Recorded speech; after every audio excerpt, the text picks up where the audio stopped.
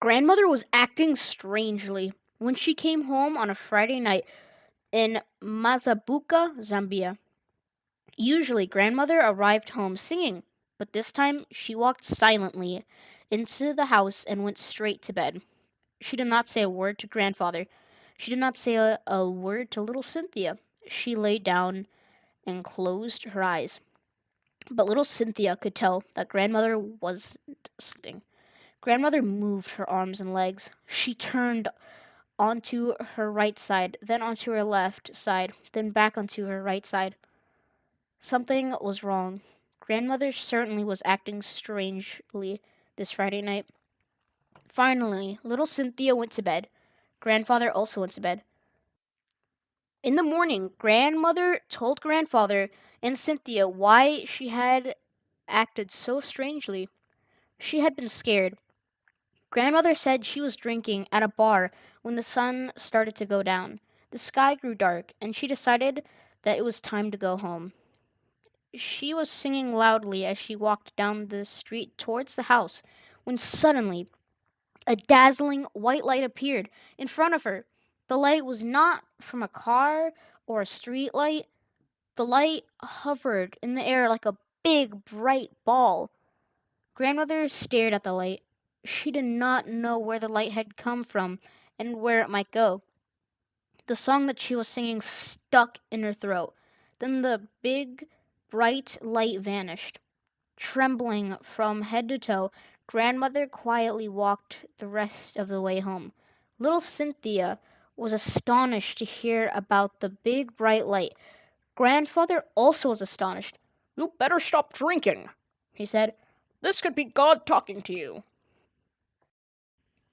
Little Cynthia wondered whether grandfather was right.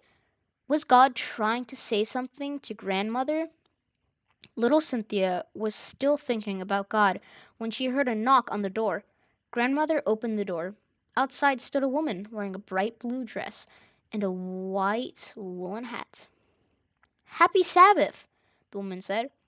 "I would like to invite you to church." Grandmother didn't have to be asked twice. Still frightened by the bright light, she wanted to go to church. Little Cynthia wanted to go to church. Grandfather also wanted to go to church. The family attended the Sabbath worship service at an elementary school. It was a special Sabbath program organized especially for visitors. That night before going to bed, little Cynthia heard grandmother pray for the first time. "Dear God, I'm not living a good life," she prayed. "Help me to stop drinking." The next night, grandmother prayed the same prayer every night for 2 weeks. Little Cynthia heard grandmother pray to God for help. She wondered what would happen next. One morning, grandmother got up with a big smile on her face. Little Cynthia knew that God must have answered grandmother's prayers. She was right. Grandmother never drank again. She also gave her heart to Jesus. Neighbors were shocked to see that grandmother no longer drank. "How did you stop?" said one.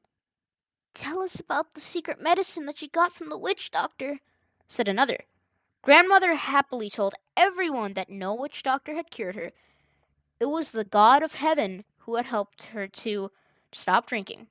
"The medicine that I used was prayer," she said. Grandmother did not stop praying. Little Cynthia heard her pray for grandfather, and grandfather gave his heart to Jesus.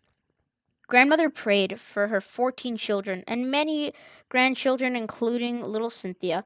Many of them gave their hearts to Jesus. Grandmother is a real missionary because she brings people to God by praying for them.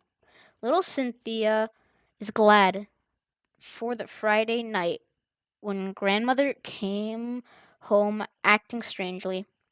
It was the night that God began to turn grandmother into a missionary. Please hit the subscribe button, don't forget about that notification bell, and smash the like button while you're at it. See you in the next video.